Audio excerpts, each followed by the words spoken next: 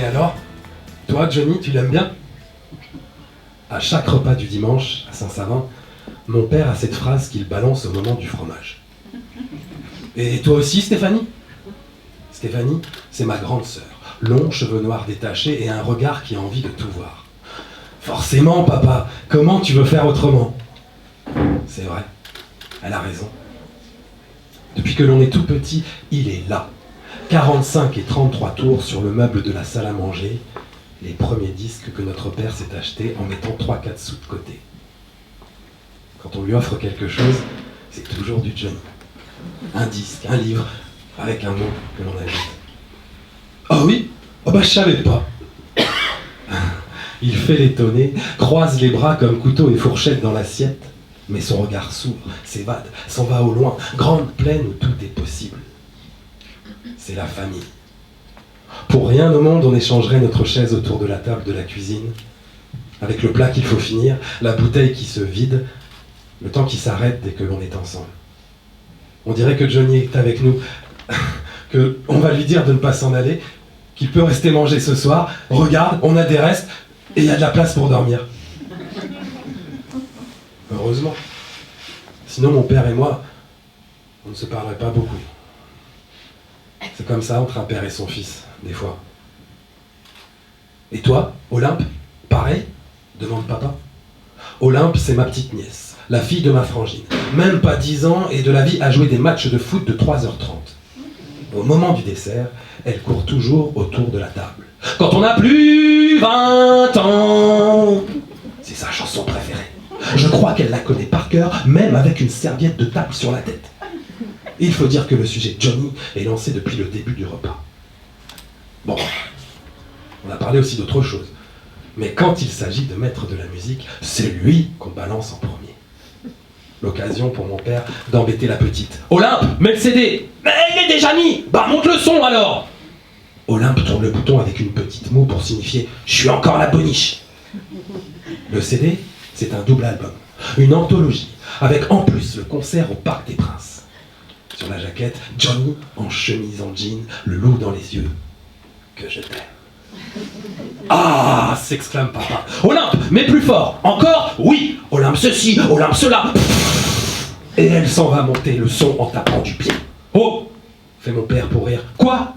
Bah dépêche-toi. Il dit tout le temps ça, mon père. Bah dépêche-toi.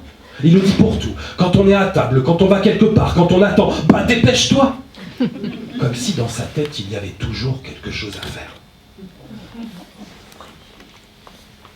Oh, c'est bien parce que c'est Johnny, hein, répond la petite. Allez, lance mon père en s'amusant. Quoi, allez? Hé, Olympe, mets donc tes pantoufles. Hé, Johnny, tu crois qu'il met des pantoufles?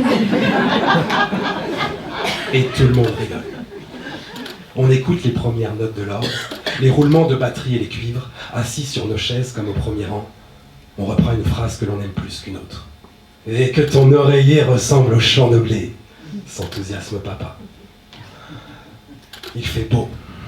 Le soleil d'hiver passe à travers la vitre, se glisse jusque sur la vaisselle dans l'évier. Oh, bien sûr, on est un peu gêné par les phrases les plus déshabillées, parce que l'on reste des enfants à table avec leur père. Mais il suffit d'un refrain, que 100% des Français pourraient chanter à genoux, en pleine rue, à minuit, sous la pluie, pour que l'on relève les yeux. Qui c'est qui l'a écrite celle-là? Demande mon père. Je lui réponds aussitôt, Gilles Thibault. Gilles Thibault? Et il en a écrit d'autres? Ah oui, des grandes chansons plein. Cheveux longs et idées courtes, Ma gueule, Requiem pour un fou. Je sais pas lesquels encore, mais enfin, vraiment ce Gilles, il avait les mots pour Johnny. Et mon père entre dans la danse. Hé, que je t'aime. Été 68. Non, 69. Ça passait 3 fois dans les balles, 3 fois. Il s'exclame avec un 3 dans les doigts qui est des airs de V de la victoire. Toujours un œil dans le rétro papa, grand nostalgique avec sa machine à remonter le temps. Le jukebox. C'est 24. Il mime les touches qui s'enfoncent avec son doigt comme s'il composait le code. Bah, il fait le bruit du disque qui bouge et qui tourne. 20 centimes, ça coûtait. Et toc, c'était parti. Ça twistait, les filles d'aubade en jupe, et nous, on mettait les bérets dans les buts du baby-foot. Quand il repense à tout ça, papa, il a le sourire aux lèvres, mais aussi le cœur serré, même si ça ne se voit pas. Son visage se demande des choses, qu'est-ce qu'il reste? Qu'est-ce qu'il restera? Il recule sa chaise, joint ses mains, et ses yeux s'en vont ailleurs, dehors. Mais alors, d'où ça vous vient, Johnny? Demande-t-il en nous resservant du vin. Encore une fois, il le sait, mais il pose la question quand même pour le plaisir, pour la joie, pour voir venir la seconde qui fait du bien. Bah ça vient de toi, tu le sais bien, répond Stéphanie. De moi? Mon père est surpris, ou plutôt fait semblant de l'être. Il se plaque contre le dossier de sa chaise comme s'il était dos au mur. Bah oui, de toi. Bah ouais, moi je sais que j'aimais bien Johnny quand j'étais jeune, mais après, bon, petite grimace qui accompagne le détachement, bouche pincée et paupières bombées. Arrête, tu le sais bien, je lui dis. Ah bon, papa, on a grandi avec lui, lance Stéphanie. Bah je savais pas. Mais si, il le sait. Mais quand on se retrouve, c'est comme un rituel. On sort des petites bobines de film que l'on ne se lassera jamais de faire tourner. Ce sont les minutes de l'entre-deux, quand le repas bascule vers le dessert, avant la dernière bouteille et le bruit du bouchon qui fait un peu mal parce qu'il sonne comme le clap de fin. On a tous besoin de bons souvenirs. La vie, ça vaut pas le coup si on n'a que des choses à faire. C'est vrai que moi, papa se redresse, pose ses mains sur la table. Non, bon, je l'ai déjà dit. Il s'adosse de nouveau à sa chaise et range ses mains, se tait. Puis il se penche encore et fait de la place sur la table, repousse son assiette. C'est vrai que nous, on n'avait que Johnny. Il boit une gorgée et regarde ce qu'il reste de vin. Ça me rappelle quand on cherchait notre âge au fond du verre à la cantine. De toute façon, on n'avait rien. Il pose le verre, tape ses mains, paf, comme s'il fallait débarrasser les assiettes. C'est simple, on n'avait rien. On était tous pauvres. Non mais c'est vrai, on était tous pauvres. Tous pareils. Il rit un peu, parce que quand la tristesse rapplique, il vaut mieux lui montrer les dents, ce marrant. Pas d'eau chaude, rien, on n'avait rien.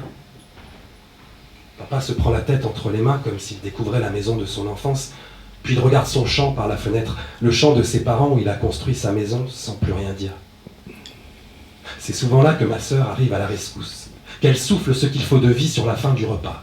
Elle est forte, ma sœur. Les miettes de pain sur la table, elle t'en fait une pièce montée. Piou? Quoi? Répond Olympe qui s'occupe avec des feutres et une feuille. Tu peux ramener le boîtier du CD, s'il te plaît? Olympe fait ci, Olympe fait ça. Oh! S'écrie mon père. Quoi? Bah dépêche-toi! Elle rigole comme ci, elle rigole comme ça, et rapporte le boîtier cartonné. Belle pochette bleue tombée du ciel. Vous parlez encore de Johnny? Déclare Olympe. Et toi? Lui lance mon père. Regarde des filles et poing en l'air. Quoi? Qu'est-ce que t'as, toi, mon petit pote, là? Qu'elle lui balance avec un coup de serviette sur la tête. Quoi, ma gueule? Qu'est-ce qu'elle a, ma gueule? Et toi, ma petite gueule, là? Tiens, va la mettre, celle-là! Encore avec sa démarche de « donne-moi une guitare que je casse tout », Olympe va mettre ma gueule pour faire plaisir à son grand-père. D'elle-même, elle tourne le bouton du volume et revient dans la cuisine pour chanter et dire des gros mots sur le refrain. Les titres s'enchaînent et on ne touche à rien. Ni au fromage encore sur la table, ni au gigot que l'on n'a pas remis dans le four, et surtout pas à ces dimanches qui feraient croire que la vie c'est des vacances. Dehors, il y a du vent et du soleil. Je me souviens, le samedi soir, j'écoutais, l'oreille collée au poste, dans le lit, sous les draps. Je sais plus ce que c'était l'émission, Dans le vent, je crois, ou je sais plus. Il nous l'a déjà raconté, papa, mais c'est tellement important pour lui et c'est tellement important pour nous, ses enfants, car si c'est son histoire, c'est aussi la nôtre. Ça durait 1 heure, les chaussettes noires, les chats sauvages. Mais moi, j'attendais Johnny. Il cherche des yeux quelque chose de cette époque, dans le champ où les arbres espèrent la fin de l'hiver, sur le calendrier au mur, avec ses photos en noir et blanc. On n'avait pas la télé. Les matchs de foot, on allait les voir chez le chef de gare. Il était gentil. On aimerait que ça lui passe, pas les souvenirs, mais la tristesse, qu'il pense à autre chose des fois. Mais ça ne passe pas. Mon père sourit, mais ses yeux brillent comme lorsque l'on se cogne le nez et que ça pique. Le jour où Johnny s'en ira, c'est la jeunesse de nos parents qui partira avec lui. Le jukebox, le baby-foot, les balles. Ce sera la fin d'une histoire de plus de 50 ans où l'on croyait le bel âge éternel. Ce jour-là, nos parents ressentiront un peu plus que de la peine. Ils auront mal au dos ou aux genoux et commencera une drôle de fatigue qui finira par rester. Doucement, ils ne diront plus grand-chose et se mettront à classer les photos qu'ils gardaient dans des boîtes. Peut-être même qu'il leur arrivera de pleurer sans se faire voir. C'est là que j'ai dit, un jour de février 2015, en regardant mon père qui commençait à voir sa vie défiler, un jour, j'écrirai une chanson pour Johnny. Bah, dépêche-toi!